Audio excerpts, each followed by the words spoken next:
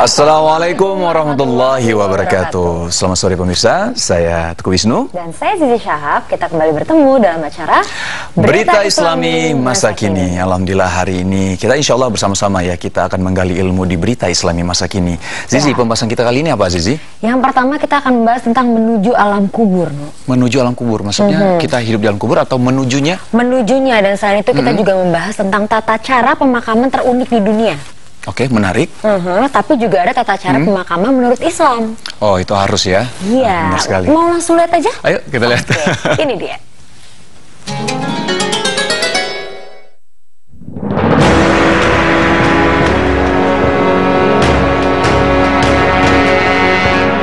Menuju alam kubur.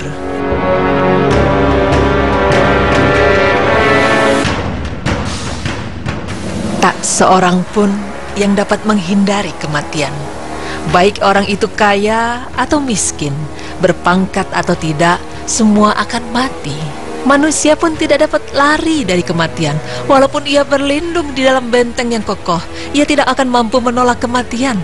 Seperti dalam firman Allah yang artinya, di mana saja kamu berada, kematian akan mendapatkan kamu, kendati pun kamu di dalam benteng yang tinggi lagi kokoh. Quran Surah An-Nisa ayat 78. Pemirsa beriman, sejarah perjalanan hidup kita akan diakhiri di sepetak tanah berukuran 1,2 meter. Di sana akan ada tanda yang menyebutkan kapan kita lahir dan kapan kita meninggal. Setelah itu, tak satu pun dari orang-orang yang hidup akan tahu kemana kita pergi. Hanya kita sendiri dan Allah lah yang tahu. Ketika menuju alam kubur, kita akan diantar oleh teman, kerabat, serta orang-orang yang menyayangi kita. Umumnya pemakaman yang kita tahu adalah dikubur dalam tanah atau dikremasi dengan api. Tapi ternyata ada beberapa cara pemakaman unik yang bisa membuat kita tercengang. Berita tersebut akan dirangkum dalam seputar upacara pemakaman unik versi Berita Islami Masa Kini.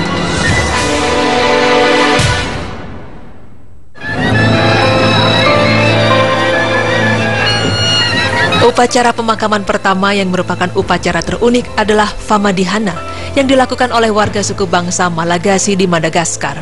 Di Malagasy ini orang yang telah meninggal dikuburkan di dalam tanah bersama dengan peti.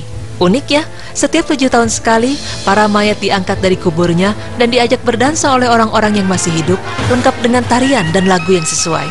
Hal ini ternyata dimaksudkan untuk mencerminkan rasa sukacita dari sang mayat dan juga keluarga mayat, karena tubuh sang mayat ini akan berkumpul dengan arwah nenek moyang di akhirat.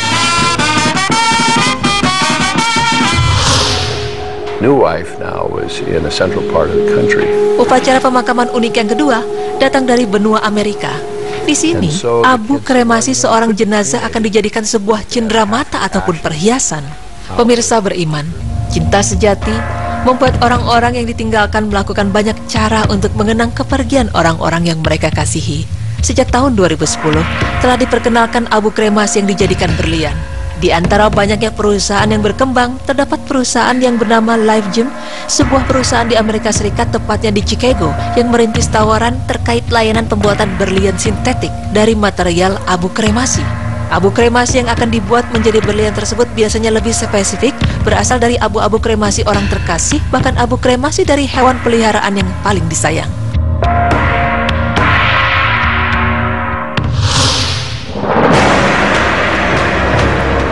Di India, ada sebuah ritual pemakaman yang tidak hanya unik namun juga cukup mengerikan.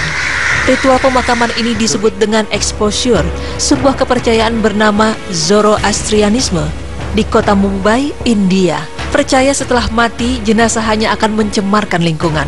Mereka tidak mengkremasi atau menguburkan jenazah sebab dipercaya mencemari unsur sakral, yaitu api dan bumi. Mereka menyimpan mayat di atas menara buatan yang diberi nama Tower of Silence atau Menara Bisu dan membiarkan tubuh meninggal itu dimakan burung pemakan bangkai. Namun hal ini banyak menarik perhatian dan juga kontroversi karena banyak memberi dampak buruk bagi rakyat. Dilihat dari bentuk mayat yang mengerikan dan juga baunya yang sangat menyengat.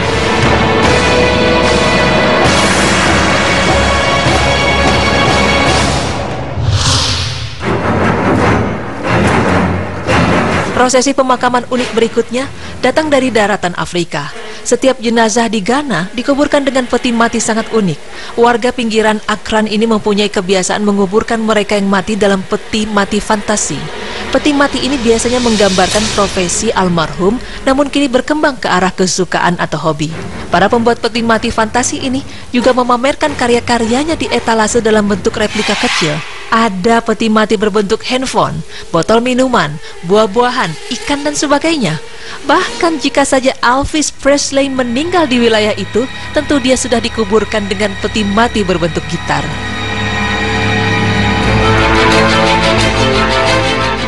Pemirsa beriman, ajaran Islam merupakan ajaran yang indah dan sempurna. Segala aspek kehidupan dari hal terkecil hingga hal yang terbesar telah diatur secara jelas dalam ajaran Islam. Mulai dari seseorang membuka matanya saat bangun tidur hingga kembali memejamkan matanya saat tidur. Semua juga telah diatur adab-adabnya dalam ajaran Islam. Termasuk di dalam kesempurnaan Islam tersebut adalah bahwa telah diatur pula tata cara penguburan atau pemakaman seorang muslim. Sebelum menguburkan jenazah, terdapat adab-adab yang harus dilakukan, mulai dari memandikan jenazah, mengkafani hingga mensolati jenazah. Jika telah melakukan adab-adab tersebut, maka jenazah harus segera dikuburkan. Yang perlu kita ingat, dalam hadis riwayat Muslim 831 telah dijelaskan bahwa di dalam Islam terdapat 3 waktu yang terlarang untuk menguburkan jenazah. 3 waktu tersebut yaitu ketika matahari terbit hingga ia agak meninggi, saat matahari tepat berada di pertengahan langit hingga ia telah condong ke barat, dan saat matahari hampir terbenam hingga ia terbenam sempurna. Pemirsa, dalam mengantarkan jenazah ke pemakaman, disunahkan untuk membawa jenazah dengan usungan jenazah yang dipanggul di atas pundak dari keempat sudut usungan. Disunahkan pula untuk menyegerakan mengusungnya ke pemakaman tanpa harus tergesa-gesa.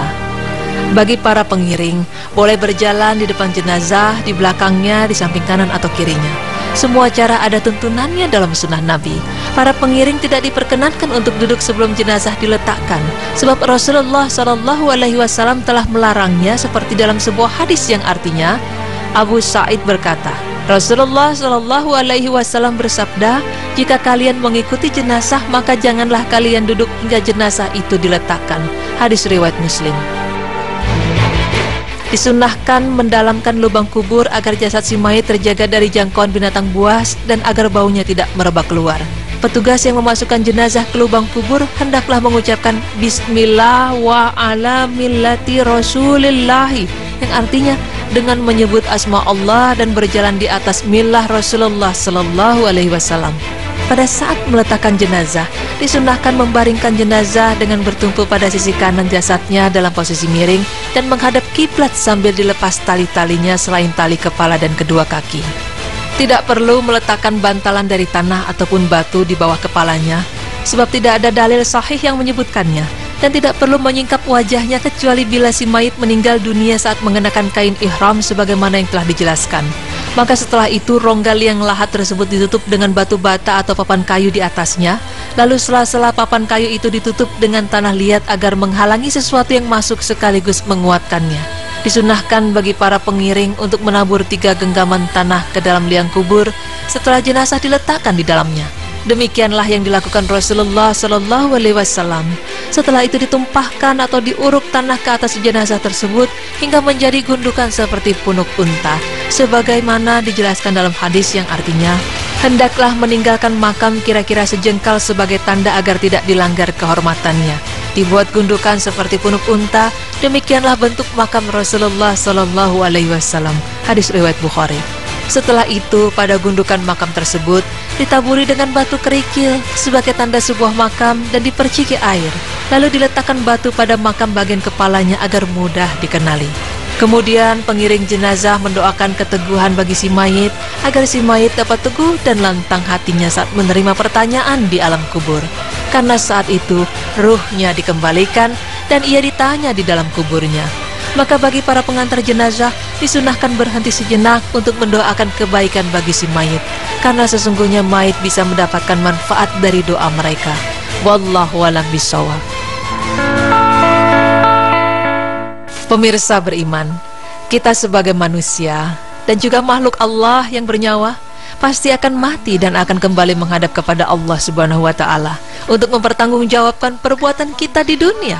Semoga dengan selalu mengingat kematian, kita dapat selalu ingat kepada Allah, sehingga kita dapat mengontrol segala akhlak kita, baik itu lisan maupun perbuatan. Karena sewaktu-waktu kita pasti akan menghadapi ajal dan kembali kepada Allah Azza wa Jalla.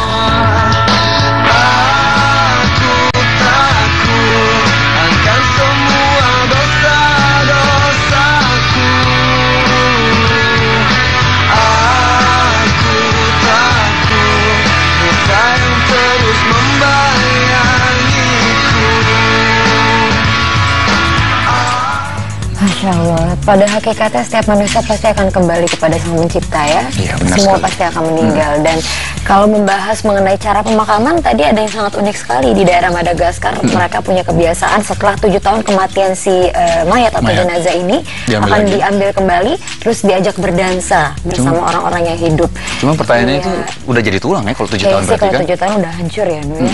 Tapi ya mungkin itu memang sudah menjadi kebiasaan atau adat istiadat dari suatu negara atau suatu bangsa Oke. gitu. Tapi memang kalau di dalam Islam memang ya, Islam ini begitu sempurna, mengatur segalanya ya, semuanya gitu, dan termasuk salah satunya untuk menguburkan mayat gitu. Bagaimana tata caranya, bagaimana adabnya gitu ya, bagaimana kita memandikan dulu, mengkafani, habis itu menguburkan, dan memang ada waktu-waktu dilarang untuk menguburkan. Begitu lengkap sekali, memang begitu sempurna ya Zia. Dan jadi memang Masya Allah, Alhamdulillah sekali kita bisa mendapatkan ilmunya di sini. Kita sudah tahu adabnya bagaimana cara menguburkan. Insya Allah bermanfaat untuk kita semua. Amin. Dan setelah ini kita akan membahas tentang Abu Bakar sang Khalifah. Jadi jangan kemana-mana, tetap di Berita Islami Masa Kini.